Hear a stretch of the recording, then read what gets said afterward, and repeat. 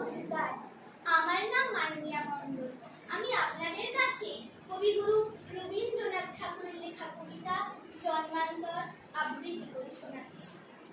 আমি ছেড়েই দিতে রাজি আছি সুসভ্যতার আলোক, আমি চাই না হতে নববঙ্গে নবযুগের চালু।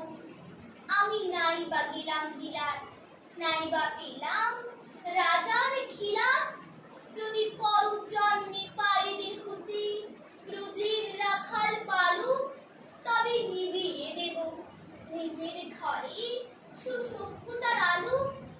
যারা নিত্য কেবল ধেনু চড়ায় বংশী বটের তলে, যারা গুঞ্জা ফুলের মালা গেঁথে পরে পরায় গলে, যারা বৃন্দাবনের গুণী সদাই শ্যামীর বাসে সুরি, যারা যমুনাতে ঝাঁপিয়ে পড়ে শীতল কালো জলে, যারা নিত্য কেবল ধেনু চড়ায় বংশী বটের তলে। ওরে বিহান হলো জাগরে ভাই, ডাকি পরশ পরে, ওরে ওই যে দধিমন্থ ধ্বনি উঠল ঘরে ঘরে, হ্যারো মাটির পথে ধিন চলে উড়িয়ে গোখুর রেণু, হ্যারো আঙ্গিনাতে ব্রজের বধূ দুগ্ধ দহন করে।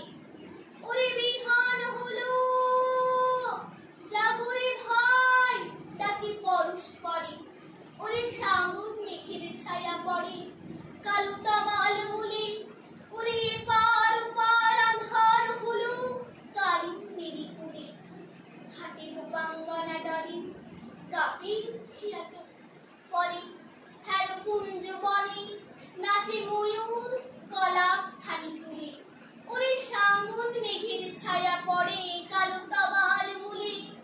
মোরা নব নবীর ফাগুন রাতে নীল নদীর তীরে, কোথা যাব চলিয়া সুত বনে সে কি বুঝছ শিরে। যবে দোলায় ফুল রাশি দেবেনি পোশাখায় কষি, যবে দক্ষিণ বায়ে বাঁশির ধ্বনি উঠিবে আকাশ ঘিরে, মোরা রাখাল মিলে করব মেলা নীল নদীর তীরে। আমি হব না ভাই নববঙ্গে নবযুগের চালক, আমি জ্বালাবো না আধার দেশের সুসভ্যতার আলো।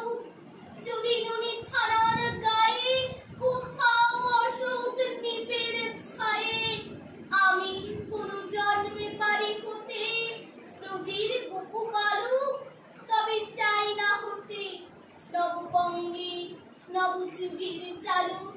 নমস্কার।